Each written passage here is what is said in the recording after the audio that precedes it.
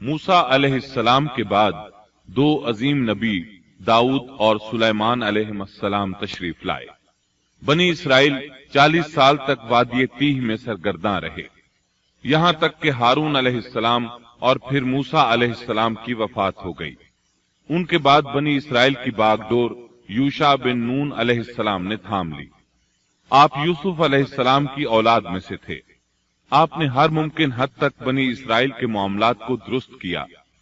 40 سال کا عرصہ پورا ہو گیا تو یہ بنی اسرائیل کو لے کر بیت المقدس کی طرف چلے، کیونکہ یہ بات ان کے لیے لکھی جا چکی تھی کہ وہ وہاں سکونت پذیر ہوں گے۔ سورۃ المائدہ آیت 21 میں یہ ذکر موجود ہے۔ اے میری قوم، اس مقدس زمین میں داخل ہو جاؤ جو اللہ نے تمہارے نام لکھ دی ہے۔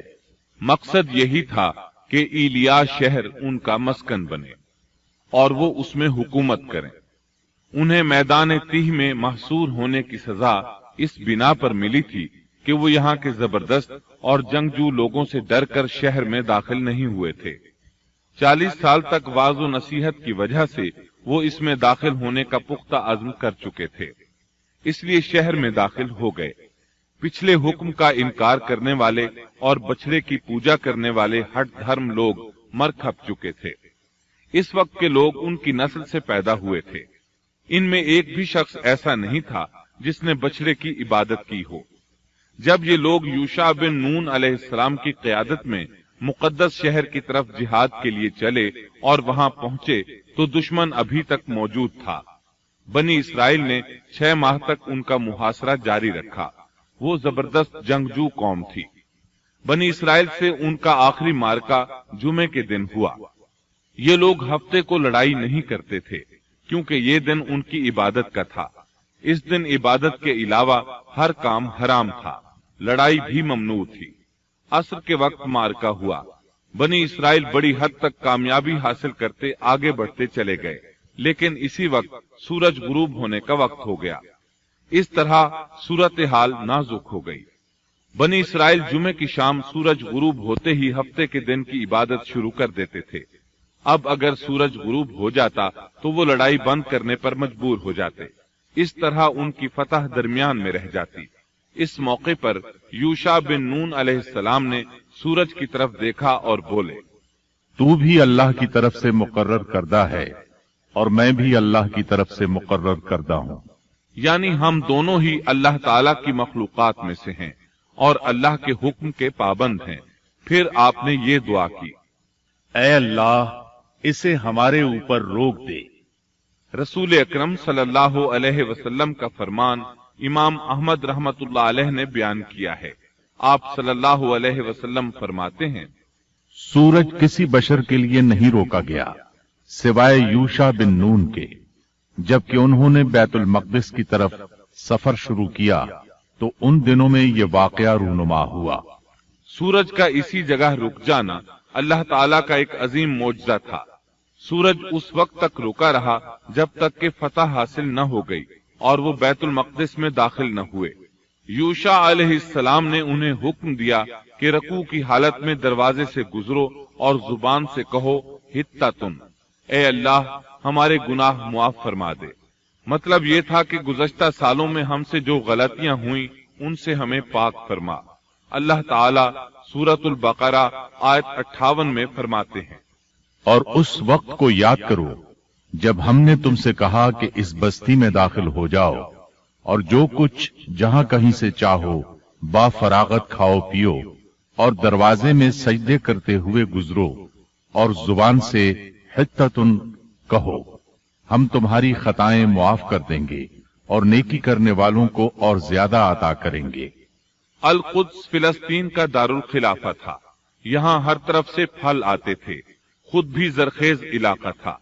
اللہ تعالیٰ نے فرمایا، جو جی چاہتا ہے کھاؤ پیو۔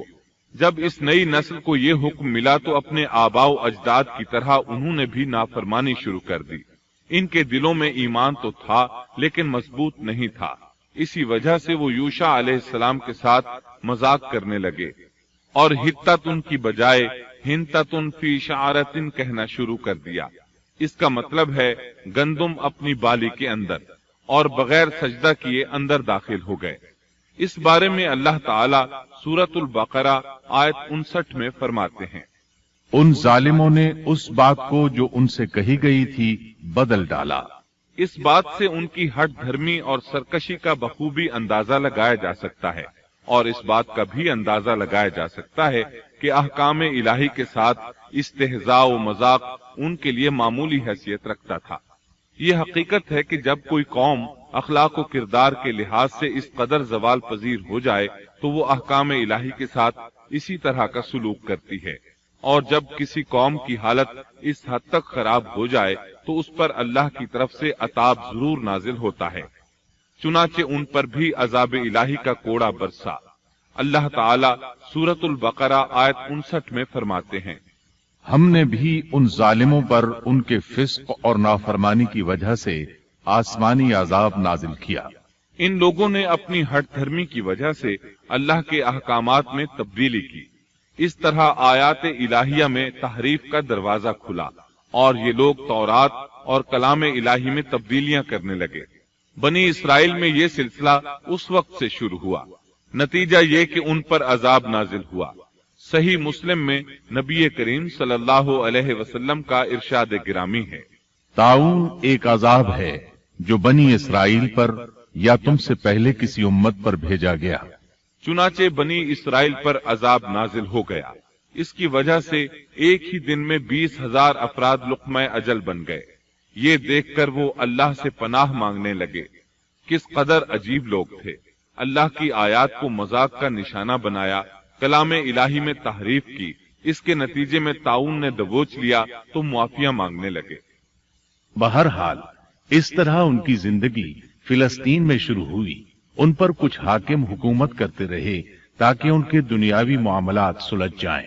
انبیاء کرام ان کے دینی معاملات میں تربیت کرتے رہے۔ ان کا دین بادشاہت سے جدا تھا، دین علیحدہ ہو گیا اور حکومت علیحدہ ہو گئی۔ حکومت اور اقتدار یعقوب علیہ السلام کے بیٹے یہودا کی اولاد میں تھا، اور نبوت یعقوب علیہ السلام کے بیٹے لاوا کی اولاد میں تھی۔ انبیاء کرام رشد و ہدایت کا کام کرتے رہے، ان سے مشاورت بھی رہی، لیکن دنیاوی معاملات کی باغ ڈور صرف بادشاہوں کے ہاتھ میں تھی۔ حکومت اور نبوت کی یہ جدائی یوشع علیہ السلام کی وفات کے بعد ہوئی۔ یوشع علیہ السلام جب تک زندہ رہے وہ ان کے بادشاہ بھی رہے اور وہ نبوت سے بھی سرفراز تھے۔ یوشع علیہ السلام کی وفات موسیٰ علیہ السلام کی وفات کے 27 سال بعد ہوئی۔ آپ نے 127 برس کی عمر پائی۔